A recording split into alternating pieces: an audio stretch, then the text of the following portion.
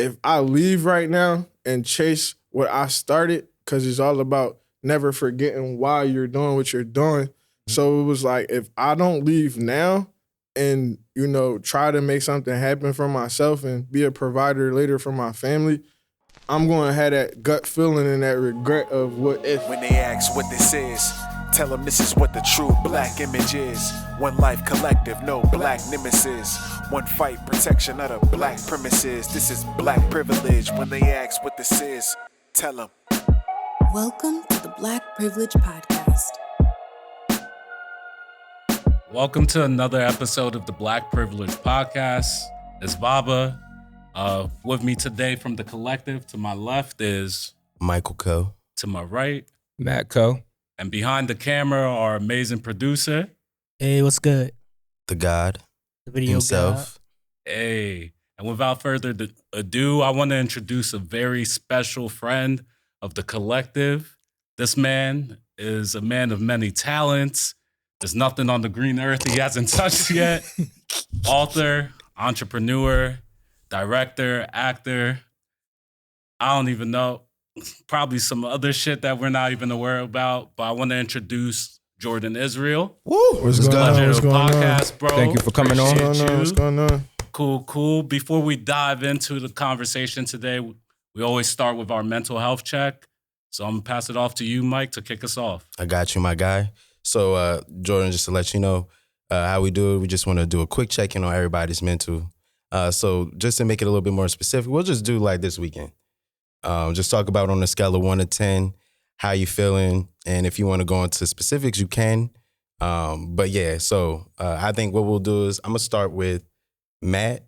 And then honestly, you might as well just go down the line. Cool. All right. On a scale of 1 to 10, I think I'll pretty much give it like a 6, 7.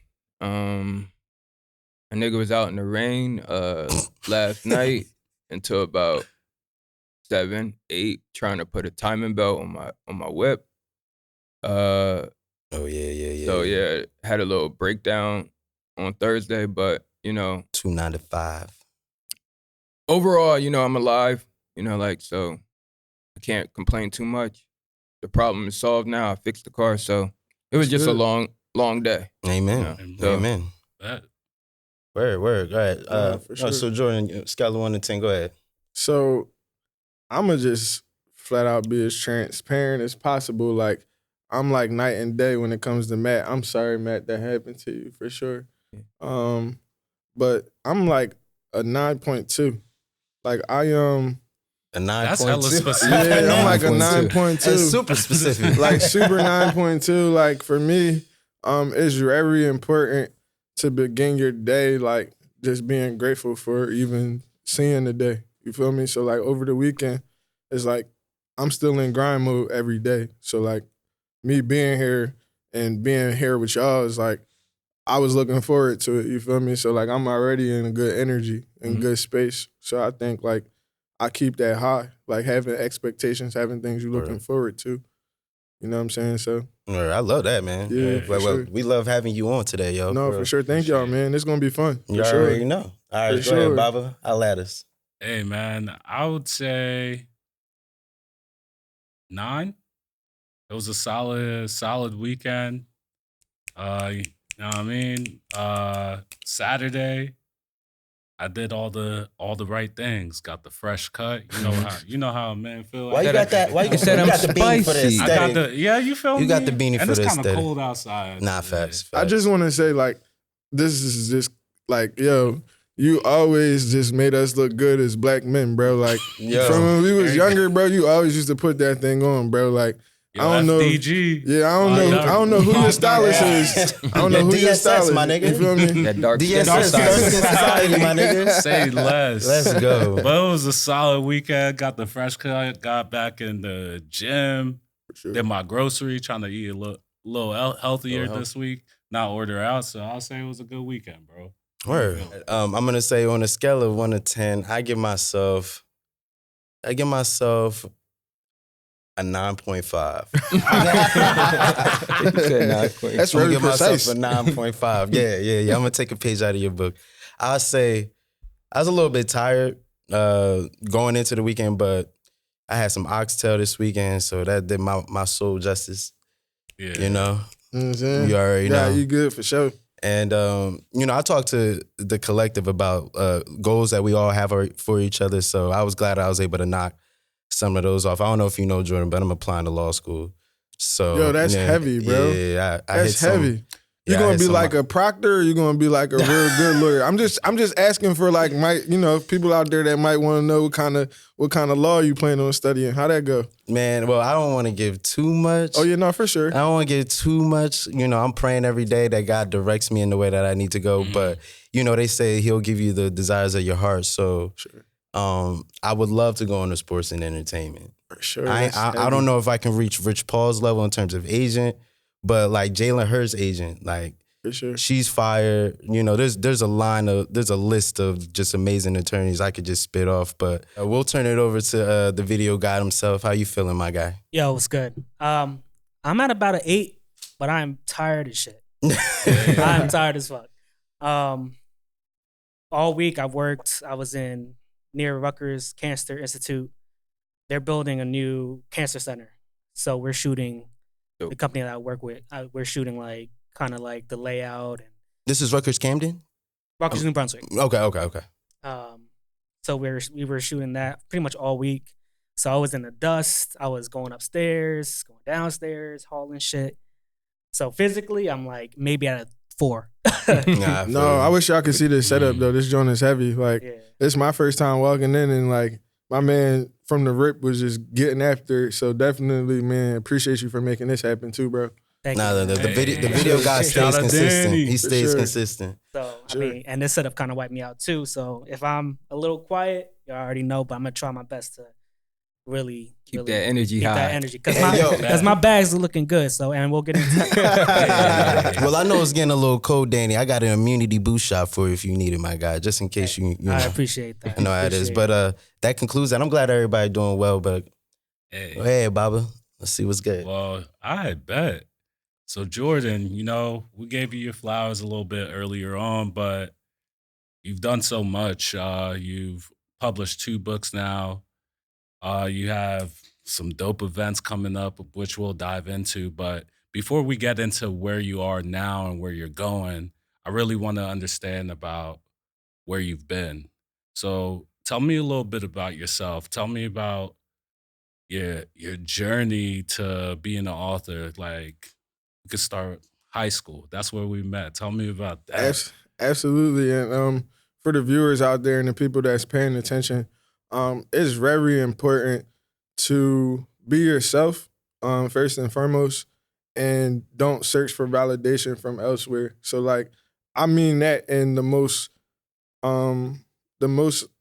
humblest way, but like along your journey, it's going to come a time where you meet people that's really going to stand out, and like I can honestly say, like, meeting y'all was like probably the dopest thing. Like I came to RV my junior year of high school, and that was a journey in itself. Like me even landing up at RV, like I got kicked out of my old high school, bro. Like I was being bad. Let's talk about that for a minute, Jordan. What you got kicked out for, bro? What didn't I do?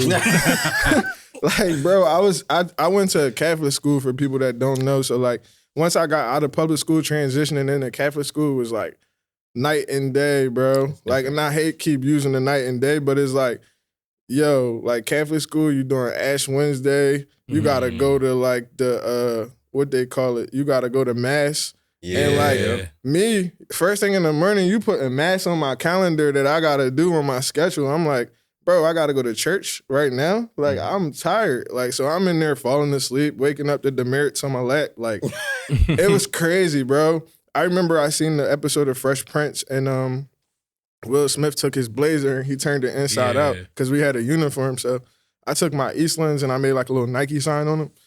That's Demerit, bro. Like, yo, now you destroying your uniform. So you used to get a demerit for anything. So I think, like, once my demerit started piling up, I'm at like 30 in like the first couple of months. Like, I'm like, dang, I'm at 30 demerits. Now I got to get seen before the board.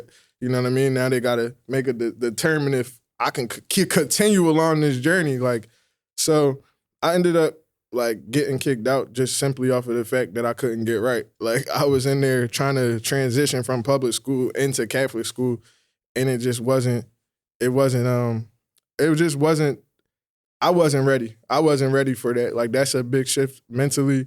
And I think like as we grow as humans, you start to understand yourself a little bit more. Like if I looked at it now, I'm grateful that happened to me because now I'm like it helped me to understand like one like how to interact on that level, but also like to interact from another standpoint. Because when I got to RV, that was a regional school, so now it's more kids. My graduating class like 600 people. Like I was coming from a school that graduating class probably was like 100 people max. You know what I'm saying? So it was different. Yeah, something I'll say about you in high school was, we'll talk about it for real quick, the parties outside the school. Past the education, the parties. You've always been a guy that knew how to bring people together. Yo, my parents hate me to this day, dog. Nah, I'm just playing. They'll probably never let me spend the weekend over their crib ever again. Like, but I think that's what you do at an early age kind of this transitions to where you're going to be at in real time. Because I was throwing parties in high school and like having every high school pull up like at a small house, you feel me? And I lived in a cul-de-sac and my neighbors like, yo, what's all these cars doing on the block? Like, what's going on? And I'm just like, yo, I'm having fun. What's up? Like, I'll be respectful of y'all property. Nobody leave trash, et cetera, et cetera. But that was my way of just like trying to figure out who my friend group was too. Because transitioning from Catholic school to public school, the first thing I'm thinking of is I don't have no clique. I don't have no friends here. So I'm like, what better way to do that than to throw a party? And my parents just so happened to leave. So I'm like, yeah, party. And everybody that came, I'm like, yeah, they like, yo, he had a party. Jordan party was dope. When is part 2? I'm like, yeah, when is part 2? Like, yeah, I remember going with Matt, yo. Yeah. So that kind of kicked it off for me when I realized early that I was like a connector. Like I'm a dot connector. So like once I realized that, it was just about how can I just expand on that? Like, how can I take that to the next level? Basically, use your gift to make money for you and to grow. Like, it's a gift to get people to connect, you know? Yeah, for sure. I think it's about knowing your audience, too. Like, well, I kind of can't say that because my birthday, funny story. My birthday, I think I was turning like 24, maybe, and maybe 25. I don't know, one of the two. But I had a birthday party at Noto. And Noto was just like a popping club at the time in Philly. It was just like coming up. But I, again, wasn't looking at the schedule on their lineup, who was performing. So my birthday party was on an EDM night. So like, I feel like my birthday party was on the EDM night. So I got like niggas from the hood there. I got like my white friends there. And like we in the we had Noto on EDM night. My man like, bro, what's up with this DJ? When he gonna play something different? And I'm in that joint like, yo, like, I feel y'all, like, I want to hear something different too. Like, he kept coming, like, security came up, y'all gotta stop smoking in the section. My man, like, I'm not stopping smoking, bro. And gave him that look, like, yeah, bro, like, we gonna rumble if you come up here again. And the boy just was cool with it. He just let us keep rocking out. But I think, like, even that goes to say, like, from high school, I just was just like, yo, if everybody could just have a good time, that's what I'm interested in. Like, you had the people that was there that played sports. You had the people that was there that, you know, didn't. You know, it was just the people in the crowd at the games. It's like everybody should be able to connect on each other's level. Like that's all I felt. Yeah, I got a quick question. So I know, like, I met you through Matt and Baba. So how did y'all meet? I don't know, like, y'all. I'll say I met. You and Matt, yeah. I know Matt met Jordan first. Matt met me first. Then I linked up. And then it was O'Dane. Yeah, then it was O'Dane. And I met Jordan through Matt. Yeah. So basically, how we met was, I want to say it was Addison class. Miss Addison class, math, and junior year. That's my junior year when I first got there. Matt was my first friend. Yeah, like, that was one of my first friends. I must have been at Lenape at that point. Yeah, you was at Lenape. Yeah, you left after sophomore year. That's true. Yeah, I remember you showed up to one of my parties, and I was like, you know, I scope out every black person that's in the area because that's my crib. You know what I'm saying? So I'm looking and just like, yo, I gotta keep an eye on. Like, I don't know y'all. Like, you know what I mean? But it was cool though, because he was cool. He was respectful. He came through. He bought his own liquor, his own everything. I ain't have to provide nothing but the crib. You feel me? Man. And then they was just always cool. Whenever I showed up somewhere, they was there, and it was just like, all love. All love. For sure. End of the day. For sure. But this, like, me transitioning from, like, high school, like, so I went to 3 different high schools. I got kicked out of Camden Catholic, went to Christiana in Delaware, and then from Delaware, I went to Rancocas Valley. And once I went to Rancocas Valley, it was just like, yo, this your last chance, and then we're going to find something else for you because you can't keep jumping around, you feel me? So I took RV serious when I got there. Okay. So I think, like, RV helped me, like, transition into that next stage because I was originally, after high school, supposed to go into the military. I was supposed to go into the Navy. And what made you change your mind?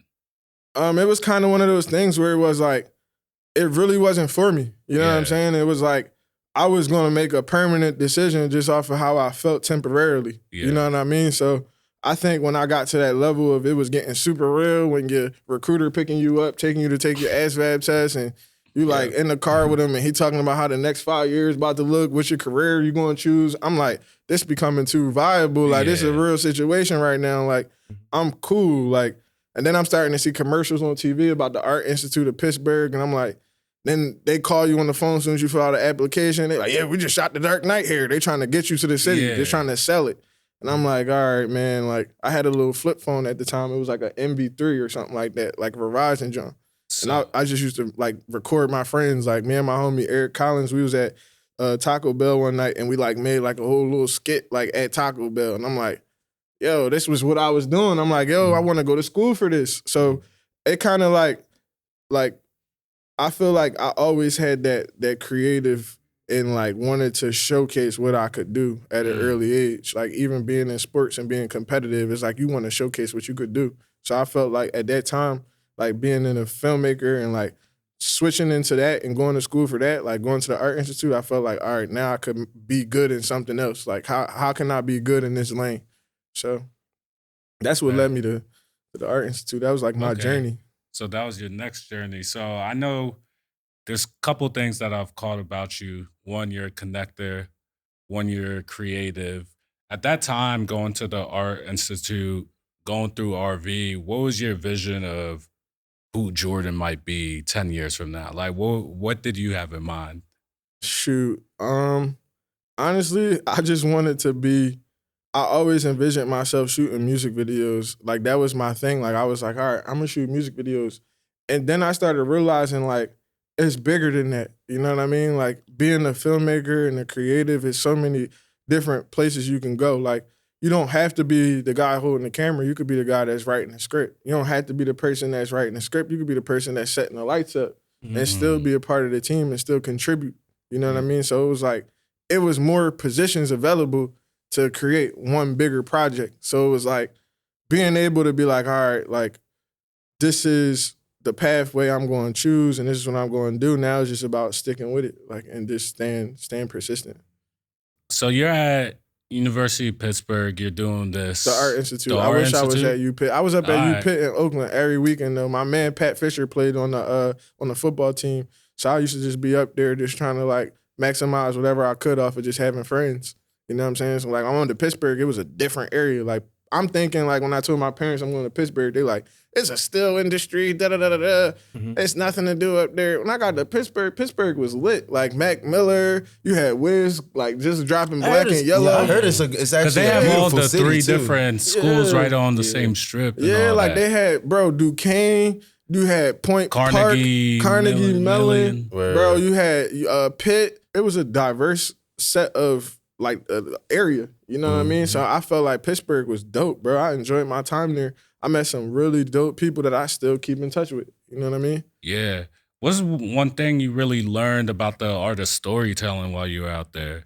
I had a professor who really pushed the needle when it came to our screenwriting class. So with the Art Institute, it was like they used to prepare you for every step that you're going to take along your film journey. So you would have a photography class. You would have, like, a color theory class. You would have, like, a script writing class. So I was really, like, paying attention to the stuff that I felt like I resonated with the most. So, like, when I was in script writing class, I'm asking questions. I'm creating my screenplays and writing it and going to him after class and, like, hey, what can I do better? Like, how is this structured? What does this look like? Is this really good? Like, and he would just give me hints and, like, little pointers on what I could do better. And I passed this class with an A. But that's when I realized, like I should be a writer for real. Like Alright. I should be a writer. Like this is my pen game could be vicious for real. Like Can I slip something in here? Yeah. Because I know, like, you know, Matt does poetry. for sure. And I know, like, Matt's come to me and told me about, you know, certain conversations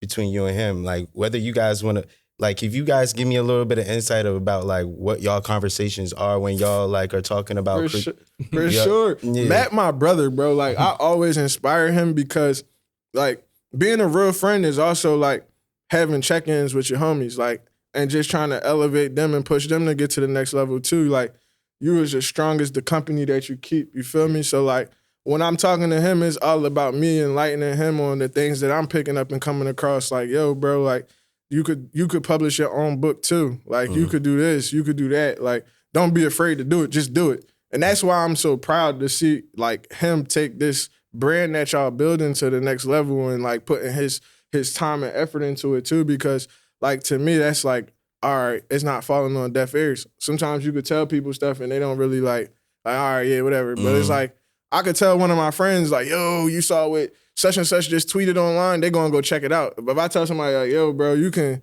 get some business credit and do X, Y, and Z by doing this. And if you take the steps to apply yourself now, I'm like, all right, bet we both winning, and you start accelerating. So like, just to see him, you know what I mean, stick with it. Like, he gave me some dope merch beforehand, and I remember having those conversations about merch, you know what I mean? Even though he said I was gatekeeping, but it's cool, you feel me? Yeah, like, I mean, like, to answer your question, it is the conversations are just challenging, you know, like, you know, challenging to be better, you know, and to figure out a way, even if you might not have it right now, you know, like, or it might not be done, to don't lose sight and track of what you're doing. And the conversations are just reminders to do it, you know, you say you did, and reminders that you great regardless.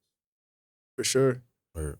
For sure. Despite what anybody else might think, or move at your pace. Don't move at the pace of like the applause of doing it for something that isn't really impactful or meaningful to you and what your journey stands for and represents. So I think that's what it boils down to, is just do it. Remember what you say you're gonna do and do it. Like, Bet.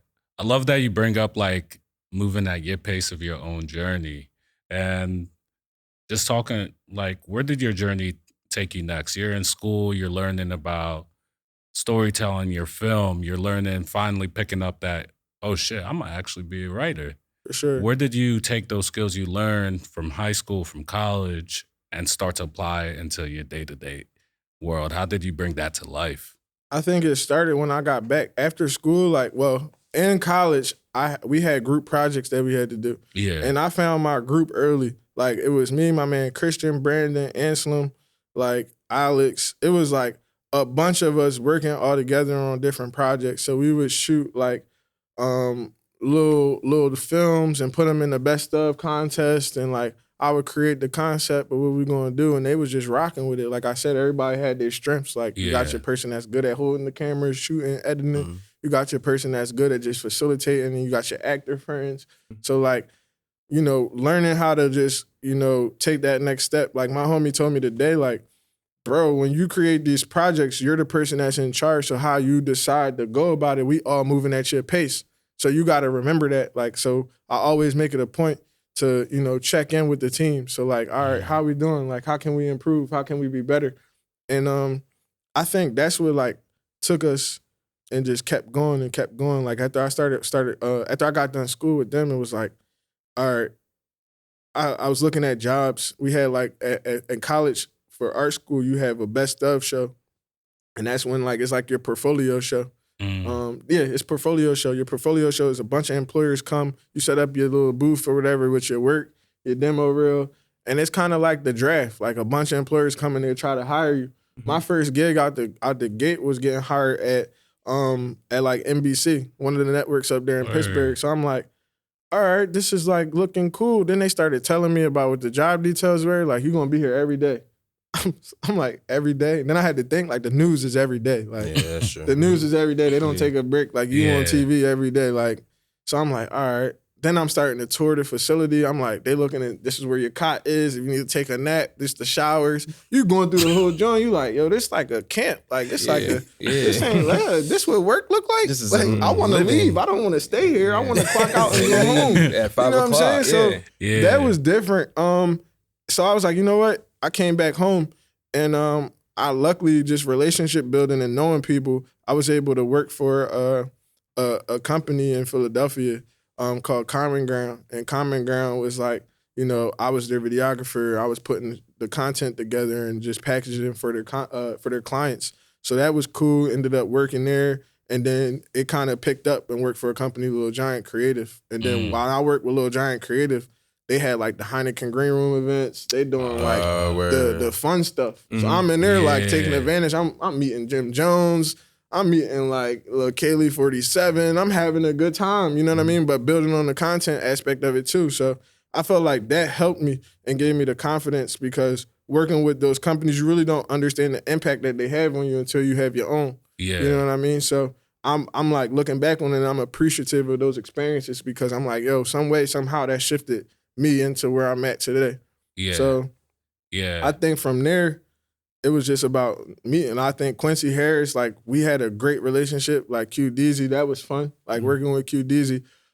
We had the craziest moment though, like, and this is something I'm gonna give y'all, like this is free game. Like always be prepared for everything. Like my man, Danny, was like setting up. He did the mic check, hair and everything. Bro, we went to go shoot Tommy Hilfiger in New York City. Bro, craziest thing ever happened. Like my mic didn't work. Like, so it was picking up the audio from just the room. So when we got done shooting the interview, it was just like, you got room tone and you got him talking. Danny can know, you know, if you a real filmmaker and you like somebody that know, like, you know that's not a good thing. You feel me? So like, I'm looking at it, Q mad. I'm like, yo, like, but it was a learning experience for me too, because it was like, you gotta have some failure moments in life that's really gonna set you up for the biggest stuff that you ever gonna do. With success. Bad. Yeah, like, so that was like, yo, I dropped the ball. But it was also like, how do you bounce back from this, bro? Like, do you just say, I give up and walk away? Or do you just be like, you know what? I own it, eat it up, learn from it, and keep it going, bro. Hey, Like, let's go. Yo, Danny, I know because you guys are like-minded individuals in terms of that space. Right. Have you had an experience like his Tommy Hilfiger? I mean, not on a scale. I mean, because y'all know I'm not on a scale to that. oh, man. I wish I was on a scale to that shit. Nah, just weddings. I'll be like, I didn't show up for a ceremony. Missed the whole ceremonies. Danny probably got cursed out by a couple brides. I got cursed out by a couple angry couple Karens voicemails. for sure. Yeah. Oh, they don't play. They don't play. Out on their wedding day, You ain't bro. get the kiss. You ain't get That's the kiss. That's exactly how they act. Me and Danny know not to be said, but But those moments happen, though. That's what makes us real Yeah. people. You know what I mean? Because you won't be able to share these experiences with people unless you go through them. So I think those real moments help they you need to and happen. groom They you. keep you humble, Yeah, bro. Like, They make you not feel like you Yeah. the shit, you know? yeah, for sure. They keep you honest. For sure. Nah, but that's what's up, man. Yo, I Yeah, go ahead. so walk us through Cali. So you decide just one day, My man jumped right to palm Yeah, trees. bro. I love You know. it. I love it, though. It's his world. you just one day you woke up and said, yeah, I'm gonna just move out to Cali. This No. is privy to information about Matthew Cole being that, you know. Hey, so listen. So we had, when we first started the podcast, we did mental check-ins. Mhm. And I think it's really important if I'm going to be on here to give y'all the truth. You know what I Yeah. mean? And like where I was at mentally in that place of transitioning, it was like everything that I was chasing, it was all being altered because I was just stepping into the role of fatherhood. So I was trying to understand how to be a parent, how to be a boyfriend, how to, you know, potentially now be like almost a husband and like be a good influence for my child, but also juggle life and work balance. So it was like a tough situation for me. At the time I was a server at Bahama Breeze, and I'm working at the spot in Center City for Little Giant. So I'm like hustling. It's a lot to be thrown at. Yeah, so I'm like, at this time, I'm like, you know, mentally, I was going through some things in my relationship that really kind of like hindered where I was at just from a growth stance. So I was just like, yo, if I leave right now and chase what I started, because it's all about never forgetting why you're doing what you're doing. So it was like, if I don't leave now and, you know, try to make something happen for myself and be a provider later for my family, I'm going to have that gut feeling and that regret of what if. Yeah. What Yeah. if? And I think you really grow and expand and become the person you're meant to be once you have different life experiences and Yeah. it's outside of the environment that you grew up in and that you're used to. And a lot of kids, Black kids at that, don't experience life outside their community. Mhm. And I think that's a vital part of figuring out who you are as a person is seeing things that you're not used to seeing. Like in California, you're going to see a Maserati, you're going to see a Lambo every 5 minutes, 10 minutes. You got places that you can go if you want to be on some luxury fly stuff. Like hair is like, what you got to go, where you going to go to get like really fly? What you about to do? Go to Neiman Marcus, King of Pressure? Like, what you about to hit South Street? But South Street started to get too crazy because times changed. So now it's like, I don't want to go somewhere I got to look over my shoulder. I just want to have a good time. And people Yeah. my age are dying Mhm. at a rapid rate. What else am I going to do? Now I'm going to go to California and figure out what this filmmaking journey is all about and figure out how to network and connect the dots because that's what I'm good at. So I think once that happened, I said, yo, talk to my parents. I'm like, yo, I'm about to go to LA. And I'll never forget my first time out there. I'm out there with my friend Troy. And I'm like, yo, this is amazing. It's BET weekend. I'm having a good time. I'm meeting people. I'm taking pictures. Every event I'm popping up at, I'm showing up with my camera. I'm meeting, shaking hands. And I'm like, yo, this is what I need to be around.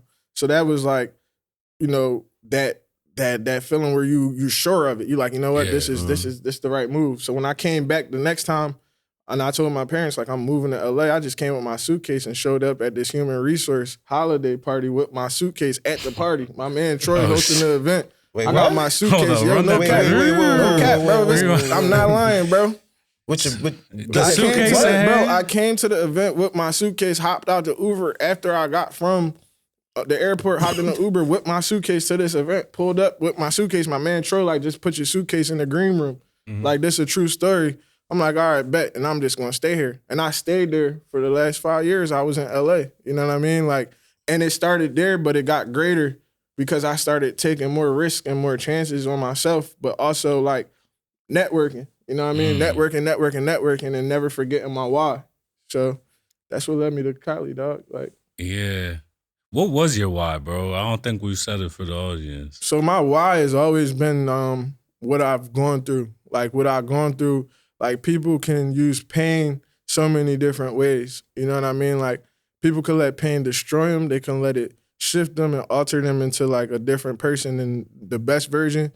Or they could just like really be evil. You know what I mean? Because they are missing something.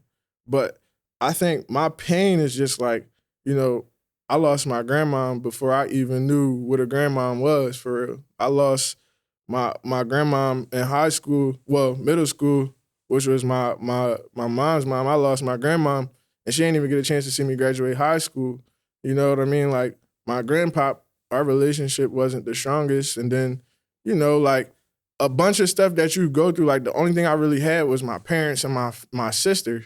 You know what I mean? So, like, I always just wanted to make them proud. I always wanted to feel like my dad could look at me and see an extension of himself and like go further. So like, I just use that, bro, as like that fuel and that fire. Like the people that could have been here to see me get to that next level, they not here. So like, how you gonna use that, bro? You gonna make them proud, or you gonna just sit and sob and just be like miserable? Like I remember in RV they had grandparent day. Like grandparents show up and have breakfast and stuff. Shit. I ain't had I it. forgot about Yeah. that. You know what I mean? Like I don't. Oh, shit. I mean, I ain't have it. You know what I mean? I didn't have no grandparent to show up. You know what I mean? So it was Yeah. like certain stuff I just wasn't really a part of because it just made me like yo, like my realization kicked in. Like life really kicked in for me. Like the real moments happened. Like when I was in high school, I was living with my best friends. You feel me? Like I left my crib early. You know what I'm saying? So like I'm at 16 on my own, grinding. Like nobody really know what's going on, but I'm getting through it. You know what I mean? So Yeah. I think that really shaped me into like wanting to be better, do better, and just going through real life, bro. Like real life, you see it and you gotta understand it and you gotta let it shape you and shift you in a positive way. Like you gotta stay positive. You can't look at everything like, why is this happening to me? You gotta just be like, you know what? This is my why. My why is for me to keep going. I'm gonna give you this tough battle so you can overcome it and be a light to everybody else around you. All right. Word. I know it's a challenge to go out and chase your dreams. And what I want the audience to hear a little bit about, I'm sure that Cali was amazing. For sure. And we know that so much has come from it. But what were those like big challenges or battles you fought while you were out there on this pursuit of your why? I think it was a spiritual difference. Like spiritual. My faith in God became stronger. Cause with living out there in California, people have different resources and access to different things that we didn't have growing up. So you got kids that probably got 401ks and investment portfolios before they even turned like 10 years old. They was already set up to be young, rich millionaires and inherit mom and dad's business. You feel me? And not to mention like they living a life out there. Everybody want to be out there. The weather is good. Everything's cool. So I think like that, because when you're at some of these parties, some of the stuff that happens and like some of the stuff that goes on, you really just figure out like what's for you and what's not for you. Like I don't like going to parties and stuff. I don't like being in public places. Even though I throw events and throw parties, I like to be able to control that. Like I like to be able to control the room and the energy that I'm gonna be in, because not everybody's intentions are the same. You know what I mean? Like, yo, I'm sorry. Yo, I'm thinking about Diddy right now. It be real though. Like you crazy. I'm not touching that. I'm not touching none of that. Just topic. say no. No, I'm not touching none of that topic. I ain't get to where I need to get to yet. I ain't about to get canceled. But yeah, like I think being out there is just like a spiritual thing you go through. Like what they call it, the city of angels. Yeah. Like I think that saying is deeper than what people think, and like you know they don't really look at it like on a bigger note, because you got so many people there trying to chase the same thing or maybe something different. So now you got a bunch of people there that's transplants, that's like energies is all different. You know what I mean? So if you don't come in there mentally put together, I seen it chew people up and spit them out. People been there for like a year and they go back home. People been there for like 30 days and go broke. You know what I mean? Like you really got to know and be strong enough to really like go through that. You know what I mean? Like I feel like growing up here and going through stuff, you hustle different. You know, like you have 2 jobs. You know how it is to work and grind there.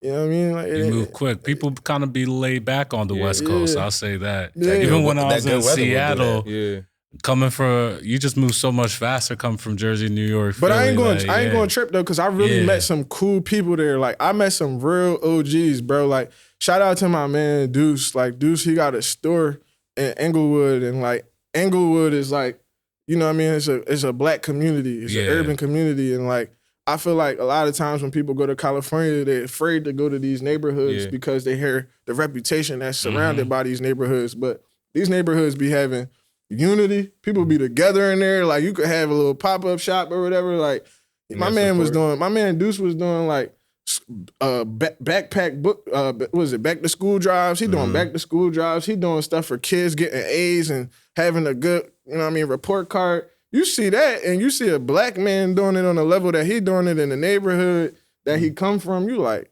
as a young boy, you like, yo, that's what's up. That's what it's about. Yeah, that's what it's about. That's the impact. Yeah, that's what black excellence look like. I'd rather somebody support and give back in that way than somebody giving me like a brick or like, you know what I mean, drugs or something. Because now you telling me like, yo, as a businessman, you're able to, you know, give back and from your perspective of how that looks, and it's having an impact on your community. Now the kids see you. Now they want to store. Now they want to do this. They want to start their own business.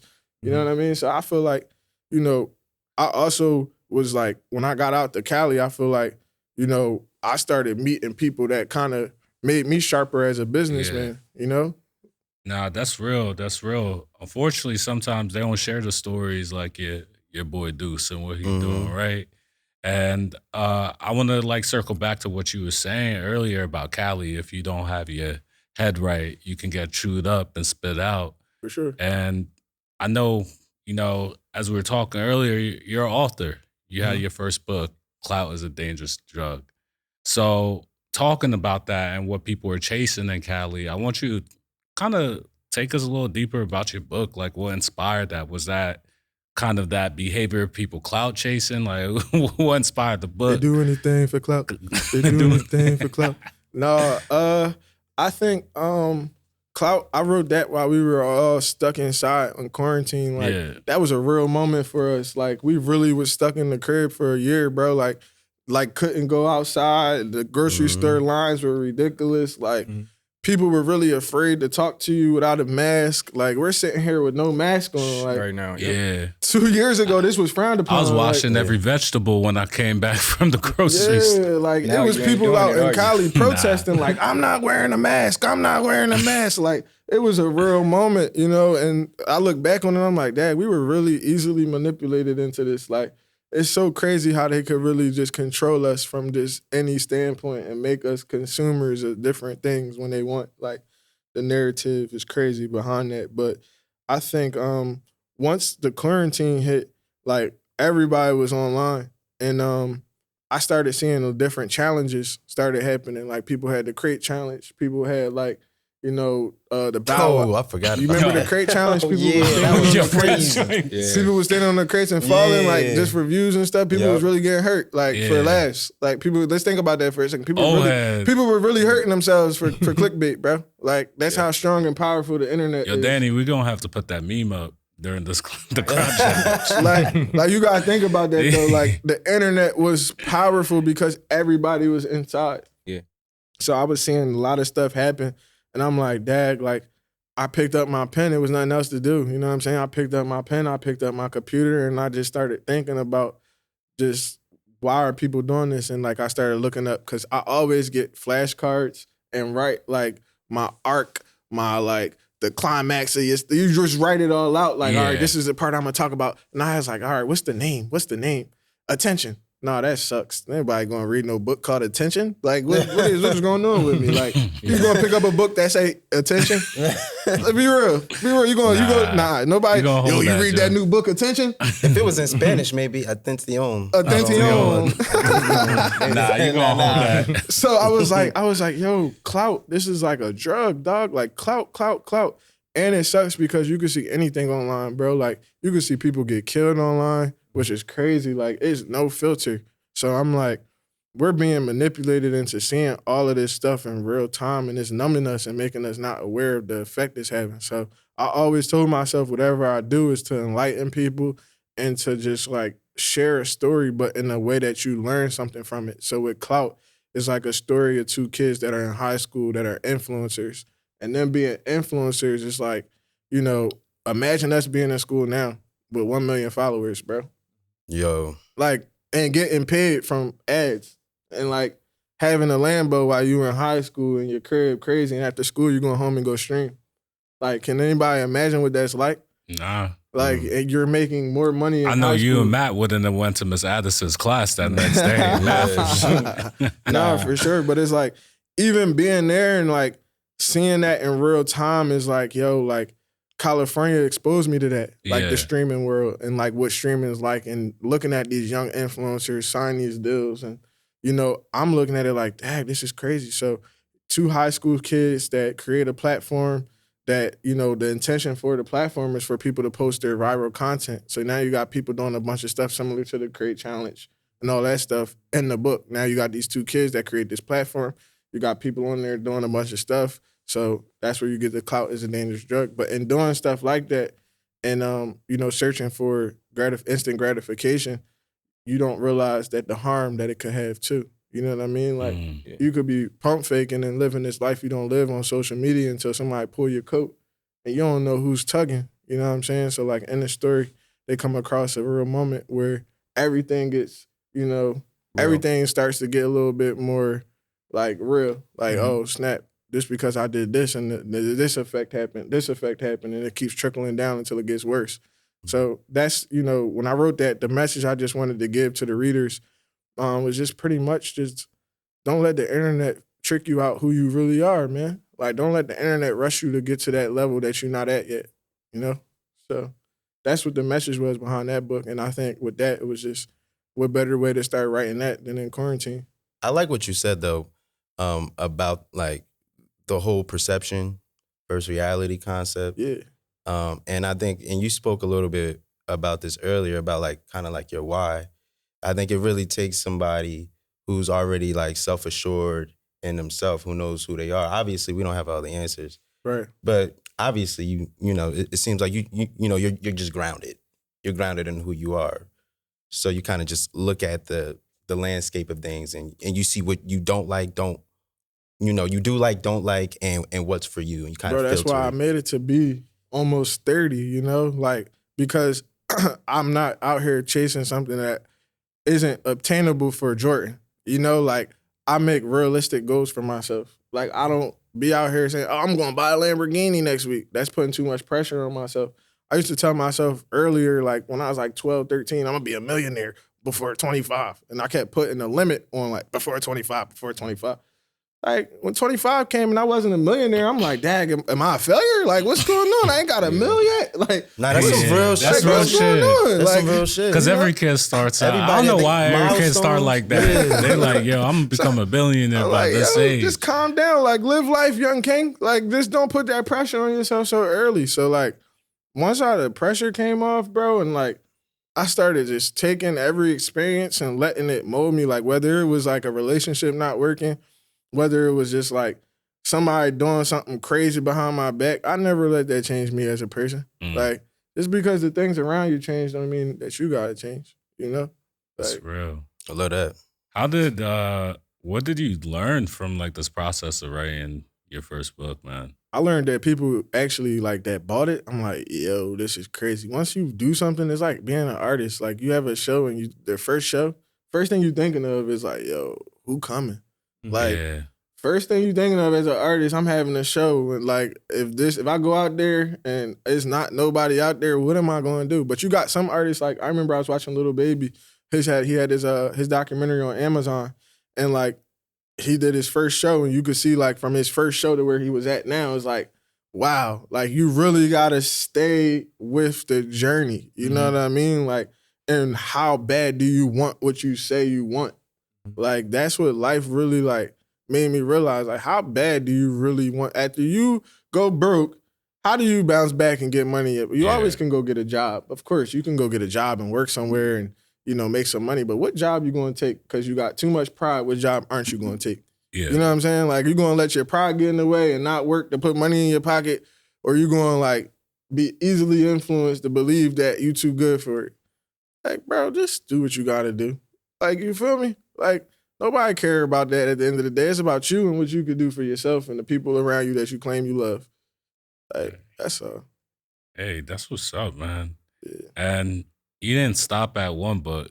Oh, You yeah. dropped the second joint. Yeah, that's my right favorite. here. That's your favorite? Yeah, that's my favorite one. All right, let's talk about it, man. It's my favorite one only because there's a whole universe behind it. Like, super inspired by 50 Cent and what he was able to do with the whole Power series and the people that he attached with the series that were able to grow from it. Like, the people that he put in position to be young actors and act, they were fresh faces. You know Yeah, what I'm that's saying? facts. Like, I love seeing people give people chances in the space that we're in. Like, You rejuvenated careers too, bro. exactly, bro. And I respect that. And this is what I'm doing with the Love Almost Killed Me. So, like, the Love Almost Killed Me book is a novel about this guy who meets a girl on the internet.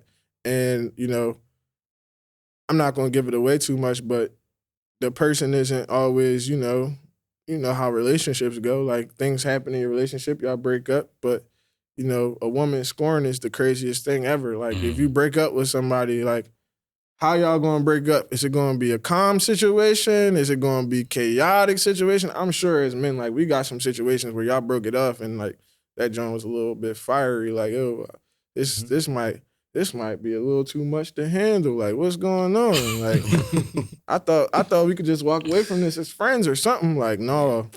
But that book is like, you know, it attests to just the relationship part of life. But I feel like making a card game, transitioning now to working on a game show, and then, like I was telling y'all earlier, we got an anime series. Like, just expanding on that Love Almost Killed Me, because that's the brand. It's like, it's so many different avenues that it's going. Hey, let's break that down for a quick second. Yeah, because Because you just threw out game yeah. show, card game, Yeah. anime show. Yeah. Where you want to start, Jordan? Yeah, because you like took I that told idea y'all, this and you man just be like, touching everything. Where you want to start? We gotta break this down a little So bit. the book in the story in Love Almost Killed Me is a game night that the person in the story hosts. Yeah, And it's a crazy experience that happens at game night, but they're playing a game at game night. So I decided, what better way to do that than to create a card game in real life. So I created the card game based off of the novel, but the questions are centered around like love and, the things that people experience in relationships. So it might ask you on one of the cards, like, have you ever ghosted someone? It might ask you, like, if you could take one feature from one of your exes and put it on a current lover, what would it be? Like, stuff to get the conversation jumping. Oh, that's like, spicy. You know what I'm man, saying? you trying to But pick it's a like, card from that game? That joint sound dangerous. Hey, so That joint Oh sound yeah, because Matt got so Matt got we the cards. so we got right the there. cards right here. So I think I'm gonna ask one of these questions if you don't mind. Is this just for Jordan or you asking everybody? everybody. Oh man, okay. So have you Yeah, ever man. been in a secret relationship? Define secret. everybody define always that. look. Everybody always say that. That's when you know that you really a a cheater. secret When you say stuff like that, Yeah. you cheated. Hey, You yo, for sure, you a cheater. Yeah. The Hey, fine yo, secret. chill. Like, come on, That's- bro. I think a Nah. secret relationship is one that you don't, I guess, post on social media or no one knows or you don't tell anyone Yeah, about. sometimes it be like that. Like sometimes you ain't ready to pop out with your pop out until it's time to pop out. You know what I mean? Like It it'd be depends like what you that. define. Yeah, I mean, all right, I'll start off because hey, listen, I ain't got to worry about nothing. Anyway, You said I don't got to worry about none. have I had a secret relationship or you? Wait, ask the question one more time. Have you? Ask the question one That's more how time. you know. That's another sign. Red flag number 2, ladies. Whoa, Anytime you see somebody do this, guilty. Have you What do you ever mean? been in a secret relationship? All right, I'm gonna say this. Yes and no. Yes or no? What's your Number 3. three? Red flag number 3. Attention. All right, so and out. and it's nuanced, but like once I finish explaining, it'll make sense. All right, let's go. So it might be a secret to like social media, like to people that are strangers, people I don't talk to on like a normal basis. Like I've gone through that in the past when I was younger. Of like, So the whole relationship, you just, the whole time you were with this person, you just. for social, yeah, bro. Like I mean, long I did get a this- little snippet. how You long don't know did who this the person relationship is. last? He was 'Cause I was outside trying to posting protect the him. glass at the restaurant, but not her. Hey, yo, hand holding, You know the vibe. You got to do that though. You got to create. No, the but it story. was only just I'm a fan of that, bro. The I'm a fan move of that. where you got I'm the a 2 fan. plates. I'm a fan. Yeah, I'm a fan, bro. Yeah, but like for people I actually care about, like, yeah, obviously you like if you care about somebody, you want them to meet the people like your village. So yeah, the people who I felt like needed to know, they knew. I'm crying over here. All I'm right, only crying because I really resonate with what he's saying. Nah, that's real though. I'm just saying because people got their opinions. Yeah. You know, before you know it, people all up in your business. Yeah, no, Like, you honestly, gotta, I feel at like some point, you just gotta protect some that. relationships You you don't even need to. Yo, you know, wise, bro. You need to be wise. on social Nah. media. Hey. Michael. I like Hey, how Baba Baba. ain't answered. Yeah, though. I'm Baba like, like, nah, Baba I'm sitting there not- like this. Nah, me. Take the stand. I think I'm on the same page as Mike.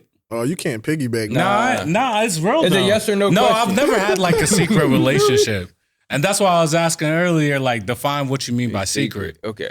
Like for all the girlfriends I've had, all my closest friends have known about it. Mm-hmm. Like, if somebody asks me, I'm gonna tell you. Yeah. But am I gonna go and parade it on Instagram for everybody to show that I'm happy or show that this is going well? Whatever. Like, Nah. maybe not. That's what I'm talking about. I just kind of be in my own bag, like For sure. within me. Like, I'll be honest. Like, in one of my last relationships, like one of my past relationships, somebody was upset because I ain't post them, but it was just the past out of relationship. the past relationship. But it was just out of the fact that like that wasn't me. Like even me personally, I don't post on Instagram that often, but they might have thought I was trying to do secret shit. How come he didn't get the red flag?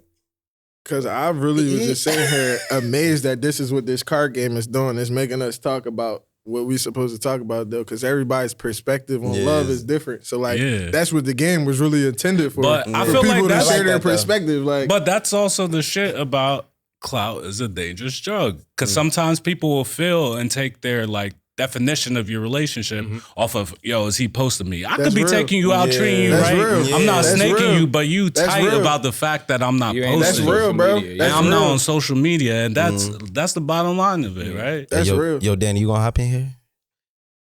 I mean, as far as like posting on social media, no, I don't do that. Nah, shit. secret relationship, Danny. That's what I'm saying.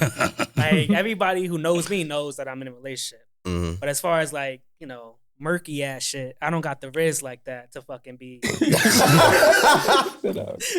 be like, yeah, I got some side chick or whatever. That's some real nigga shit. That shit, yo, that having a side chick is expensive, bro. It's too much. It's too much stress. It's stressful. I'm not. You gonna answer the question? Who, me? Yeah, you asked it, so you gotta answer it too, my nigga. Oh, I thought I got a pass. Nah, you don't get no pass for this shit. Nah, I never had a secret relationship. That didn't sound believable at all. My man pulled his hat and everything. Why you gotta touch your hat when you talking about, like, why you couldn't be regular? Like, no, I ain't never had a secret relationship. What was it? Never. He kept it short, sweet. Hey, I did not have sexual relations with that woman. That's type answer. It's PR. Yeah, I feel it. Yeah, nigga done got media trained all of a sudden. Let's get it. I'm proud of you. Let's get it. Wow. That's friendship. I bet. Back to it. Nah, dope game though. I love the questions. But we're starting with the card game. What does the game show, the live event, look like? Yeah, so I signed the deal. I can't disclose it yet, but I signed the deal for everybody that want to know what's going on. Like, I think that's breaking news right here. Like, I signed the deal. You feel me? So this nigga signed the deal. I think with the game show pretty much takes us through that journey of like making TV fun again. Like we used to have, room raiders growing up. We used to have like silent library. We used to have like Yo Mama. You can't do Yo Mama in today's time. Oh, hell no. People are sensitive. You know what I mean? But like, I come from that era. Like, we really enjoyed television growing up. So like, that's my game plan, is to bring it back to that. And what better way to do that than to just talk about the stuff that broke us, the stuff that made us stronger, and the stuff we could all sit back and laugh from. You know what I'm saying? So like, transitioning that on television, and then like, just thinking about it globally, like, and the impact that it's gonna have. Like, I'm about to make like TV fun again. Like, that's what I'm looking at. Like, TV about to be fun. Like, we about to have fun with it. I'm proud of you, bro. Thank you. For sure. Yo, hand clap real quick. Thank you. Nah. The most beautiful thing I'll say about your story was just how these different pieces of your journey come together, right? Like in high school, you're talking about the network and the connectedness. For sure. Making spaces to bring people together. For sure. Then you're talking about the writing and working on your craft, learning that you're going to be a writer. Then I think something we talked about off air was just how you always wanted a place and through events and curated events to showcase your friends. For sure. We collaborated. Yeah, we have. We have, And I love that how, like, sometimes people often don't talk about that journey. They see Jordan now. They see Jordan's doing this, that, and the third, but they don't talk. We don't hear about the little pieces and little things you learned over your time to get you here, to put it together. For sure. And I really love that. So what else are you like? What's next, like, for you? What else are you focused on, Jordan? So I think, like, right now I'm done writing books, because now it's just about media. Like, the 2 novels that I wrote, that's enough for me to next 4 years work on the movie, work on the game show, work on the content part of it. So like, the story's out. Like, every time you look at movies now, it's like a film adaptation. Like, it's from something, you know what I mean? Like, based on this novel from such and such. But, that doesn't happen overnight. But I also know, like, with me being in this space and, like, being the person that connects the dots and, like, showing people that I'm more than just, like, a curator that, throws events and stuff, I think, like, being able to make this come to life and base it upon, like, my novels is, like, that's going to be fun. Like, hopping into the game show is, like, amazing. But like, I also want to be able to like profit in a different way. Like, I want to be able to, start some stuff in my community as well. Like, educate kids on like the blockchain, educate them on like, how to, take care of future things down the road. You know what I mean? Having good credit, putting them in tech with the people that know about credit, and like having a community hub in the center that people could come to and like really be uplifted from. Like, whether you're dealing with mental health problems, like, teaching people about, it's all about nutrition too. Like, you got to be able to eat the right things, because I started learning about this later in life when I was going through like different health issues and stuff. You like, yo, what the heck? Like, I can't have spinach because it's too acidic. Like, why didn't nobody tell me this? I got to watch what I'm eating. Like, it's so much stuff that we eat and consume on a daily basis that's killing our body, and we don't even realize it. Yep. You know what I'm saying? So it's like educating us at an early age, because I am a father. So it's like educating us at an early age for how we could be successful later on down the road, because I'm still young. I hope I'm around the next 80 years. But people need to see people that look like them, telling them the things that we need to know. And that's I got two questions for you. Being that you just mentioned your daughter, right? What's one advice you would give your daughter that you learned, like through your journey and just life in general, not just your accomplishments, just from living? You don't need anything else in this world to be happy but yourself. Like, if you're happy with yourself, that's where it first starts. The person in the mirror is who you want to show up for every day. That's the person you want to show up for. Like, work is going to be work. Like I said, you can always get a job somewhere. That's not the issue. But are you happy at your job? Is what you're doing going to set you up for the next 5 years, 10 years where you want to be down the road? Like, relationships are going to come. You don't need to chase it. You don't need to chase after a person, for instance, for that happiness feeling or to feel fulfilled. You don't need to do that. You need to know about what you want, get what you want, and it starts with you. All right. And then the second question was, I know you just mentioned the blockchain and educating the next, I guess, generation of kids. Like, just speak on that a little bit. So for those people that aren't familiar with the blockchain but always hear noise about Bitcoin and all of the other cryptocurrency apps that's out there, I got introduced probably about like during the pandemic. I got introduced to like the blockchain. Like, I was hearing stuff, but that's when like NFTs became popular. So I started seeing people with those monkey and ape. Oh yeah, You know what I'm saying? I'm like, what is this? What is this? What is this? But then I started seeing like where it was like the next big wave, and people were like, you had influencers with their profile pictures as a Bored Ape. And then you start like understanding the monetary value that it holds. So you like, yo, how do I get one of these Bored Apes as my profile pictures?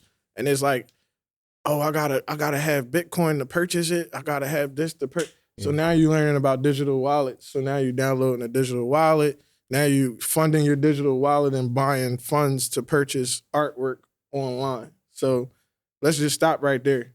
Like, now you're purchasing, a piece of art with digital currency that you then, just put on the blockchain. Like, that's on the blockchain. So like people that are that don't understand, why that is a thing and like why were people buying this digital art, is because people were buying into the community. Like, every piece of art had utilities that were involved with it. So like the big NFT wave around that time was the utility factor that some of these communities were offering.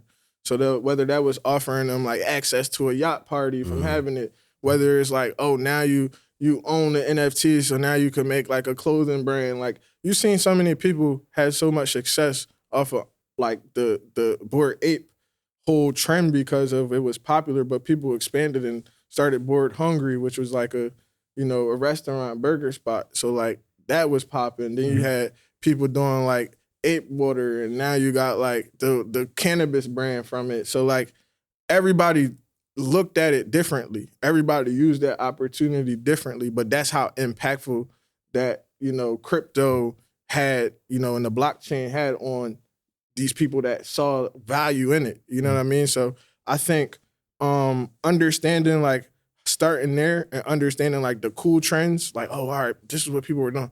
It helped me to understand like, well, how do I get involved in this? How can I start my own crypto art and people buy it? So it made me want to be a part of the community. So I started just going to events that were happening, started joining these networks and going on Discord, finding channels and educating myself, like looking at videos. Like YouTube is the best tool to have when you're looking to gain knowledge on something because you're going to get so many different perspectives, but everybody's going to tell you pretty much the same basic information, you know?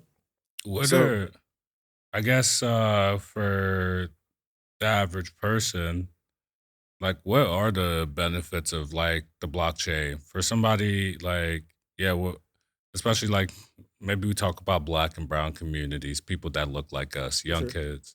Like, what's the benefit of getting into these type of trends earlier rather than later? It's not a lot of people like us in that space.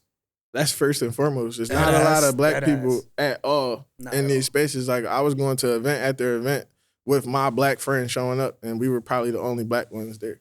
You know what I mean? But like, also it's like light years ahead. You feel like you're living in the future because it's like people are strong believers of blockchain and how it works, and they understand it. You got people that have coded that, you know, understand a different language. So I feel like us becoming early adopters into something that's going to potentially like have some success further down the road, you want to be a part of the change. Like, I talk to people all the time about solar, and they're like, oh, I'm not interested. But you'll pay a high electricity bill and Every month. paying that joint every month, not realizing that the energy that you consuming, you might not even consume that much energy, and solar could probably just take over that whole what you're using, and now you don't supplement it. You know what I mean? You don't even need you got to just pay a customer charge now. You know what I mean? Like, you don't really need to.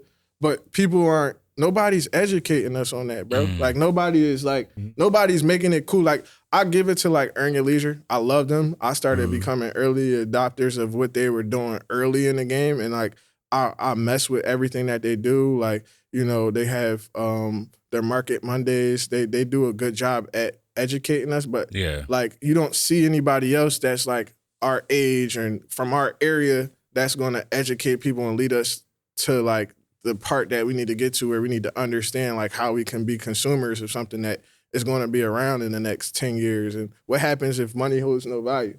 But like, you know, people have, you got Apple Pay, right? Yeah. And you can just tap your phone and pay for something, right? Yeah. Like, could we do that 10 years ago? Nah.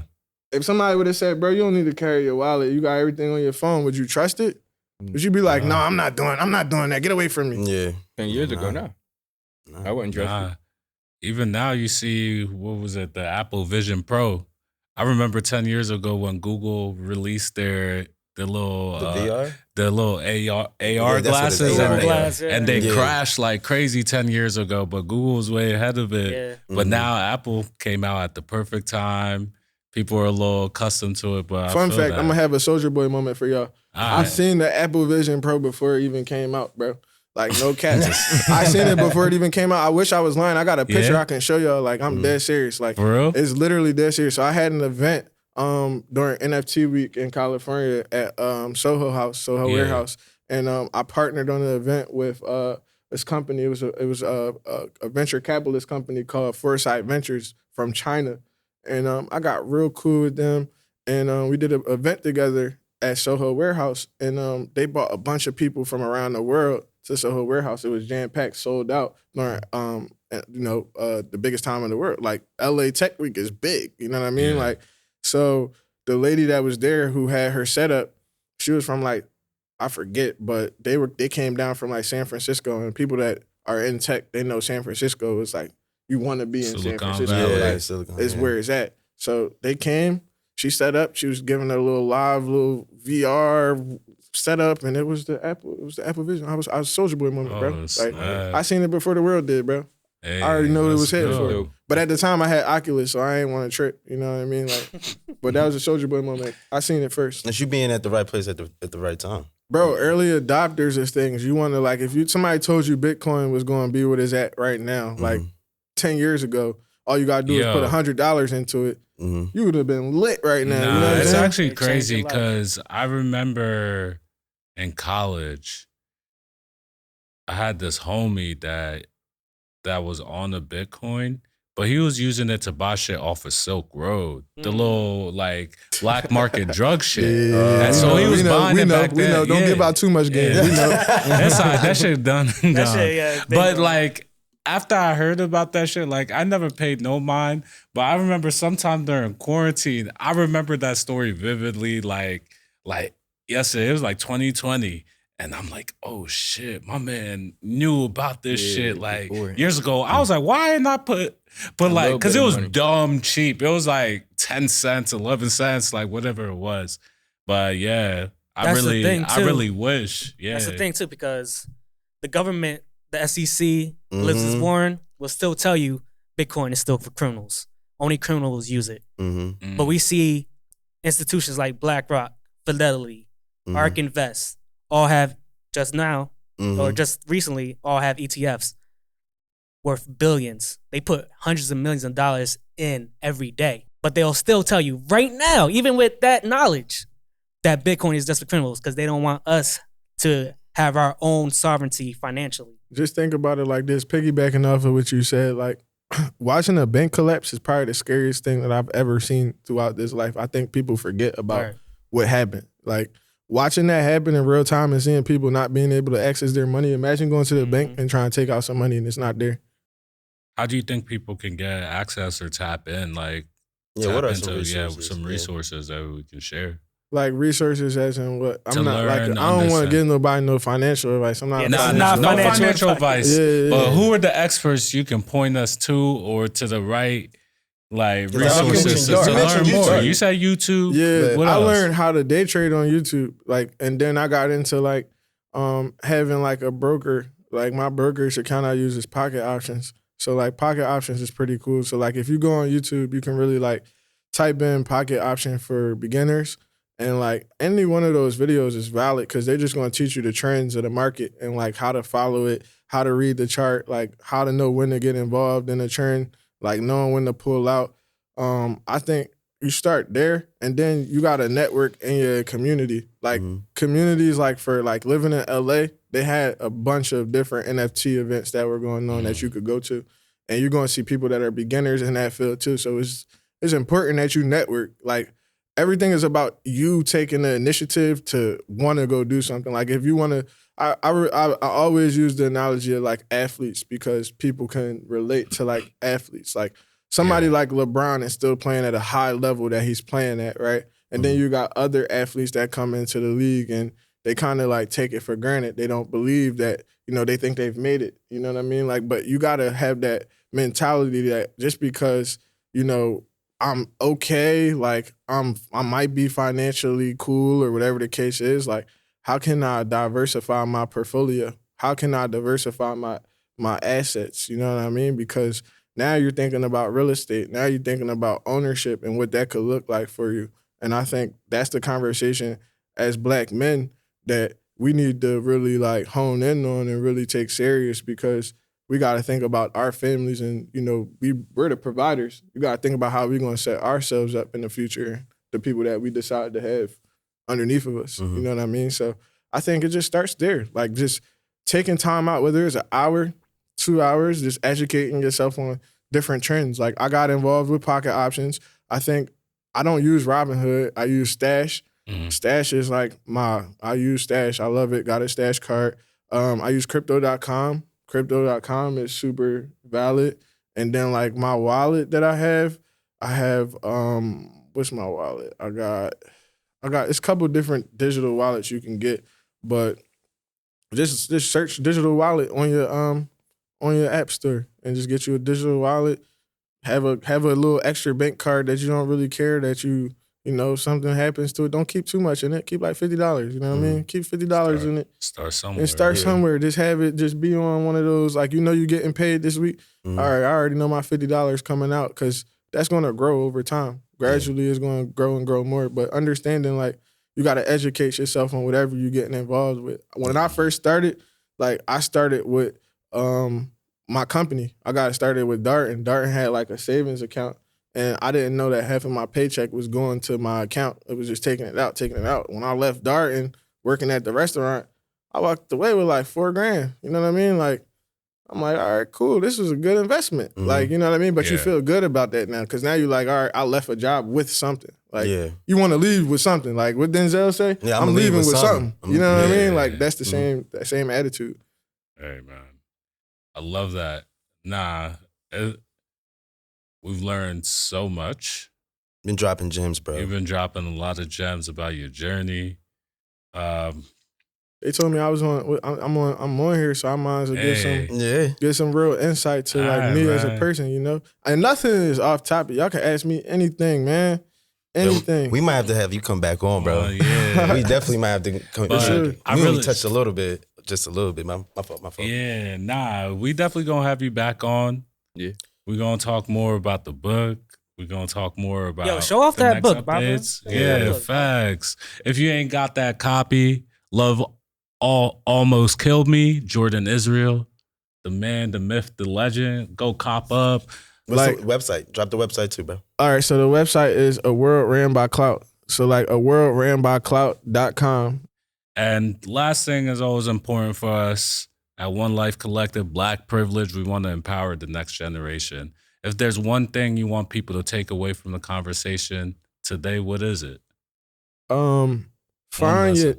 your niche and chase it down. Like run at your own pace, of course, but even if you come across one of them hurdles, is a way to overcome it and not change who you are as a person. You know what I mean? Like don't let what you've been through shape you into the person that you never meant to become. You know what I mean? So I think you just gotta stick with the journey, diversify your assets because that's super important, and just keep good people around you.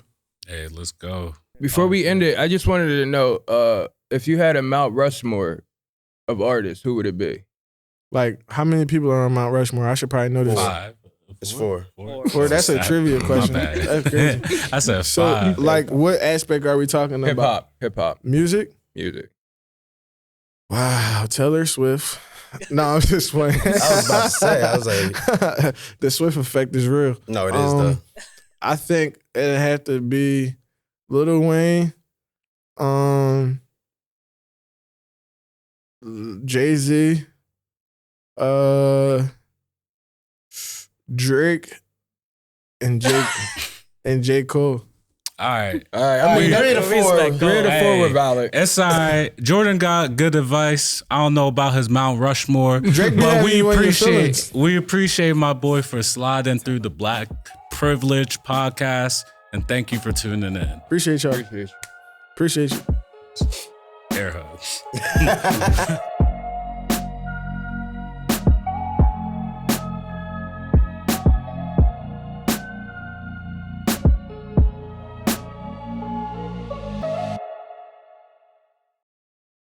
Yeah, Drake ain't hip. Yeah, bro. What's up with you? I'm sorry. Yo, you lost me on that last. Drake be with all the black cultures. All right, we good.